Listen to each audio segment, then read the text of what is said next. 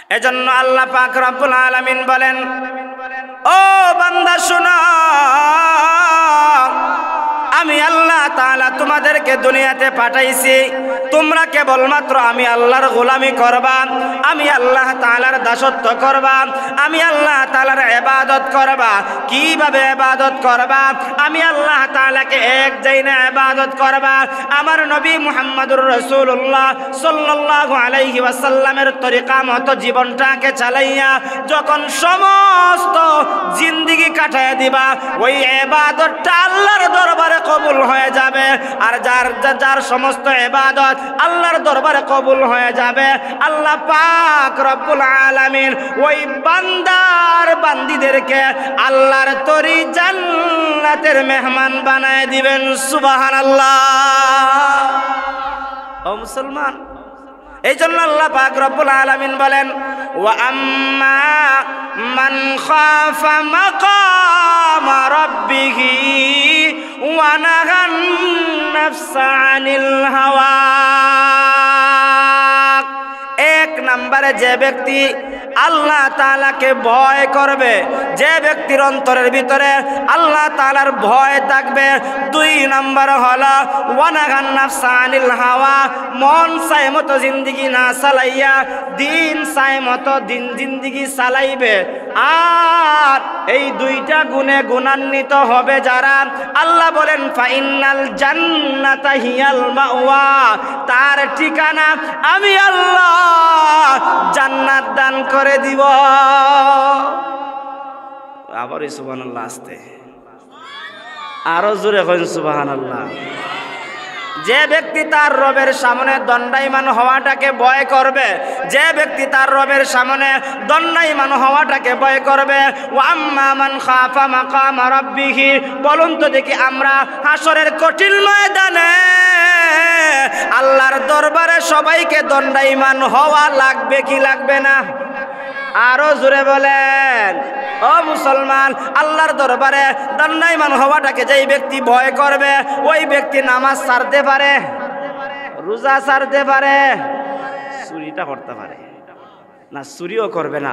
একটা মানুষ চুরি করতে গেছে, চুরি করার সময় একবারে কাছাকাছি চলে গেছে, চুরিটা কইরা পকেটে ঢুকাইব, এমন সময় তার অন্তরের ভিতরে একটা কথা চলে আসছে, আমার রব আমাকে দেখতেছে, আমি তো অবশ্যই চুরি করলে আল্লাহর দরবারে দণ্ডায়মান হওয়া লাগবে, আল্লাহর দরবারে জবাবদিহি করতে হবে। এই কথাটা যার ভিতরে চলে আসবে, চুরির মালটা পকেটে আর ঢুকাইতে পারে। আরো জোরে বলেন পারে। আজকে যারা চুরি করতেছে, লম্পটি করতেছে, সাদাবাজি করতেছে, তাদের ভিতরে কি এই ভয়টা আছে?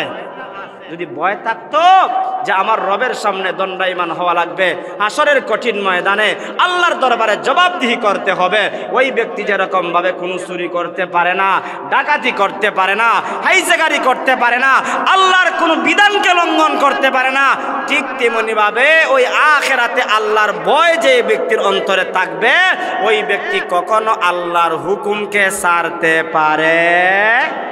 ভয়ের কারণে চুরি বাদ দিল, আর মহব্বতের কারণে আল্লাহ তাআলার জান্নাতের আশায় ওই বান্দা কখনো আল্লাহর হুকুমকে লঙ্ঘন করতে পারে। আজকে কত মানুষ দেখা যায় ভয়ের কারণে মসজিদও যায় না, আছে না নাই? এটা কি আসই ভয় না ভয়ের নামে এটা দুকাবাজি? ভয়ের নামে দুকাবাজি হয়। হুজুর এমন ভয় পাই মসজিদের দ্বারে কাছিতে যায় কিন্তু মসজিদও ঢুকি না, তার মানে এটা তোমার ভিতরে আল্লাহর ভয় ঢুকে নাই, তুমি খাঁটি মুমিন হতে পারো নাই, তুমি আল্লাহওয়ালা হতে পারো নাই। তোমার ভিতরে যদি আল্লাহ তাআলার দরবারে দণ্ডায়মান হওয়াটাকে ভয় থাকতো, মসজিদের মিনারের আজান শোনার পরে ওই বান্দাটা আর কখনো নামাজ ছাড়তে পারে। এমন হাজারো মানুষ আছে যেই মানুষের কানের মধ্যে আল্লাহু আকবার আল্লাহু আকবার এমন ধ্বনিটা তার কানে পৌঁছে, কৃষকওয়ালা বলেন, চাকরিওয়ালা বলেন, ব্যবসায়ী বলেন, আজকে তো মাইকের ব্যবস্থা থাকার কারণে সমস্ত মুসলমানের কান পর্যন্ত আল্লাহু আকবারের ধ্বনি পৌঁছে। সবাই কি নামাজ পড়ে? সবাই কি নামাজ পড়ে?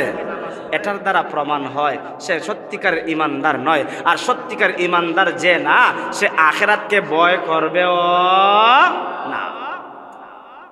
এজন্য যার অন্তরের ভিতরে আখিরাতে আল্লাহর দরবারে দণ্ডায়মান হওয়াটাকে ভয় করবে, সে ব্যক্তি আল্লাহ তাআলার ঘর মসজিদ থেকে যখন আল্লাহু আকবারের ধ্বনি আসবে, ওই ব্যক্তি কৃষকওয়ালা হলে কৃষিকাজ বাদ দিয়া, চাকরিওয়ালা হলে চাকরির কাজ বাদ দিয়া, দুনিয়ার যে কোনো কর্মে যদি তাকে সমস্ত কাজকর্ম পিছনে ফেলে দিয়া এক আল্লাহর আহ্বানে আল্লাহর কুদরতি পায়ে সেজদা দিয়া প্রমাণ করে দিত সে আল্লাহ তাআলার গোলাম আর আল্লাহ তার চিরকালের মুনিব। আর যার ভিতরে এমন কথা অন্তরে জাগ্রত হয়ে যাবে, ওই ব্যক্তির অন্তরে সত্যিকার অর্থে দণ্ডায়মান হওয়াটাকে ভয় অন্তরেতে ঢুকেছে এটা প্রমাণ হয়ে যাবে। আর যার কথার দ্বারা সেইগুলো প্রমাণ হয়ে যাবে, ওই ব্যক্তিকে আমার আল্লাহ জান্নাতের বাসিন্দা বানিয়ে দিবে।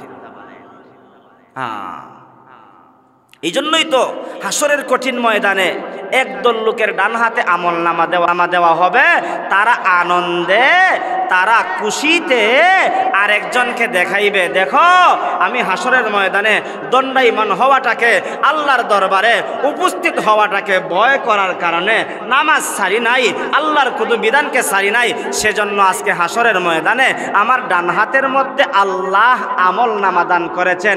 একজন আরেকজনকে দেখাইবে।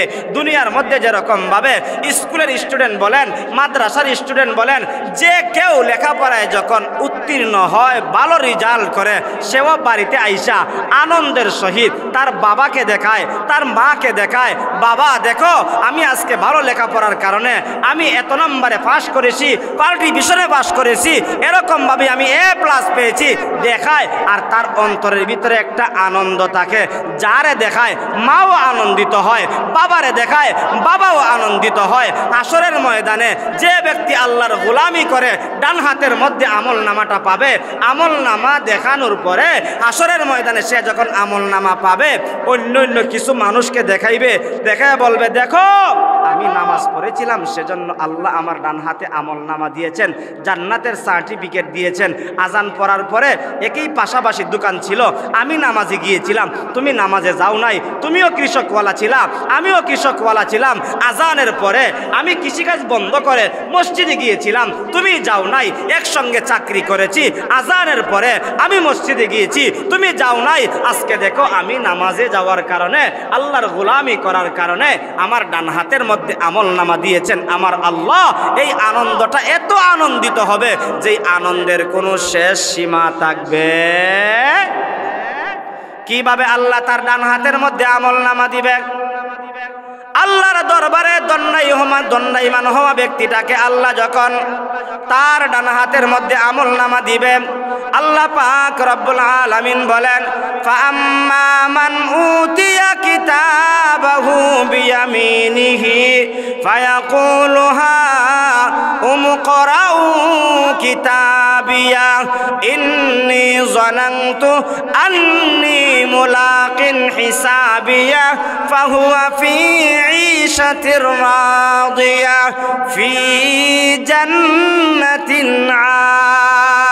আলিয়া। আল্লাহ পাক রব্বুল আলামিন বলেন, ওই বান্দারা যখন ডান হাতের মধ্যে আমলনামা দিবে, ওই ব্যক্তিটা আনন্দিত হবে। আল্লাহ পাক তাকে সুসংবাদ দিয়ে দিবেন, দেখো আনন্দিত হইয়া তুমি জান্নাতের মেহমান হয়ে যাও, ওই জান্নাত তোমাকে দিয়ে দেওয়া হলো, ওই জান্নাতের মধ্যে তুমি বসবাস করো। ও মুসলমান, ডান হাতের মধ্যে আমলনামা পাইয়া আমরা জান্নাতের মেহমান হতে চাই কি চাই না? আরো জোরে বলেন, নমাজ পইরা না নমাজ সাইরা, আল্লাহর হুকুম মাইনা না আল্লাহর হুকুম সাইরা। আমাদের মধ্যে তো এমন মানুষ আছে আল্লাহর হুকুম বৎসরে 2 দিন পালন করে, আর বাকি সময় যায় আল্লাহর হুকুম পালন করে না। এমনও কিছু আল্লাহর বান্দা আছে হায়াতের জিন্দিগির 60 বছর 70 বছর কাটায় দিছে, একদিনও আল্লাহর কুদরতি পায়ে সেজদা দেয় না। এমন মানুষ আমাদের সমাজে আছে না নাই? আর একটু জোরে কই না আছে না নাই? তারেও তো আমরা মুসলমান কই, তারেও তো আমরা মুসলমান হিসাবে স্বীকৃতি দেই।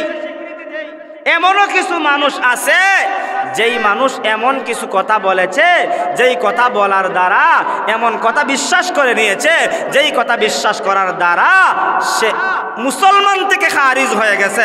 এমনও মানুষ আছে না নাই? আছে। কিন্তু ওই মানুষটারও আমরা জানাজা পড়ি, ওই মানুষটারও আমরা কি করি? কবরের মধ্যে দাফন করি। ওই মানুষটার জন্য আমরাও দোয়া করাই, ওই মানুষটার জন্য আমরা দোয়া করি। ইমান না থাকলে বেটার জানাজা পড়লে কোনো লাভ হইব নি? জান্নাত পাইব নি? আরেকটু জোরে এখন জান্নাত পাইব নি? ইমান নাই বেটারে কবরের মধ্যে সুন্নত তরিকায় যদি দাফন করে লাভ হইব নি? লাভ হবে না।